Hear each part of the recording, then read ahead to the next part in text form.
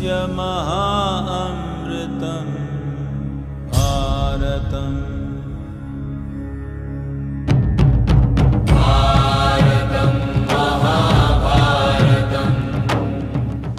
देखिए, ये नाम इंडिया हमें दिया गया है, ये एक अंग्रेजी नाम है। ये प्रभुत्व स्थापित करने की तकनीक है। आपको ये देखना चाहिए कि जब वो अफ्रीका से गुलामों को लाए तो बंदरगाह पर सबसे पहले उन्होंने अफ्रीकियों का नाम बदल दिया। कुकू, टूबू, नोनू, पूपो, कुछ ऐसे नाम रखे गए। अगर मैं आपको पद्मनाभन कहता हूं तो आप ऐसे खड़े होंगे। मैं आपको कुकू कहूं तो आप। पहली चीज होती है एक अर्थहीन नाम देना जिसका कोई, क्योंकि एक इंसान यादों से, इतिहास से, संस्कृति से बनता है। एक ऐसा नाम जिसका कोई सांस्कृतिक आधार नहीं है, एक ऐसा नाम जिसका कोई महत्व नहीं है, एक ऐसा नाम जो आपके अंदर गर्व पैदा नहीं करता। मैं आपको उस तरह का नाम दूंगा क्योंकि ये प्रभुत्व स्थापित करने की तकनीक है। इस देश में 2, 3 या शायद 5% लोग अंग्रेजी भाषा बोलते हैं, लेकिन देश का नाम अंग्रेजी में है।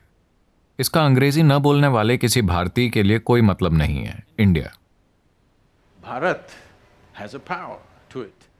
भारत में एक शक्ति है क्योंकि इसके 2 पहलू हैं। जब हम कुछ बोलते हैं तो ध्वनि पैदा होती है।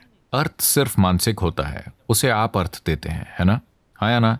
अभी मैं कुछ बोलता हूं, यह सिर्फ एक ध्वनि है। अगर आप ये भाषा नहीं जानते तो यह सिर्फ एक ध्वनि है। अर्थ बस आपके दिमाग में बनता है।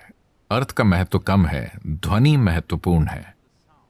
आप भारत का उच्चारण करके देखिए कि आपके अंदर कैसे स्पंदन पैदा होते हैं। आप इंडिया कहकर देखिए कि आपके अंदर कैसे स्पंदन पैदा होते हैं। 2 दिनों के लिए इसे अपना जप बना लीजिए। एक दिन आप सिर्फ इंडिया इंडिया इंडिया कहिए, अगले दिन बस भारत भारत भारत कहिए। बस देखिए कि आपके सिस्टम के साथ क्या करता है, फिर आप तय कीजिए।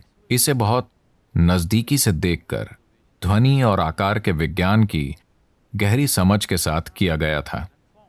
ध्वनि और आकार के विज्ञान से मेरा मतलब है हर ध्वनि से एक आकार जुड़ा होता है।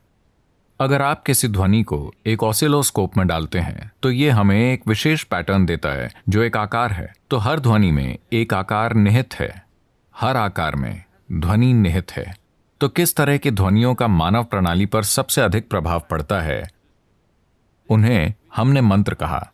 भारत एक मंत्र है, भारतम और भी बेहतर है, पर उत्तर में यह स्वीकार नहीं होगा। इसका अंत हटाना होगा।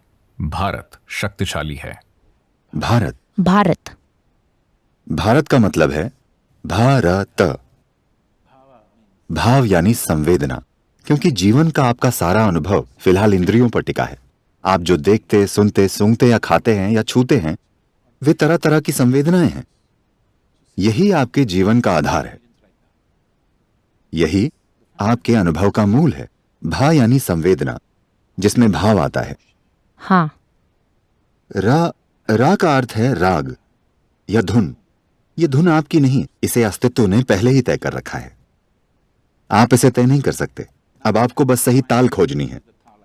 अगर आपको सही ताल मिल जाती है तो आप एक जबरदस्त इंसान होंगे। अगर ताल नहीं मिलती तो आपको जीवन की प्रक्रिया कुचल देगी। तो हमने इस देश को भारत कहा। और पहले, जरूरी नहीं कि पहले, अतीत के एक महान सम्राट का नाम भी भरत था।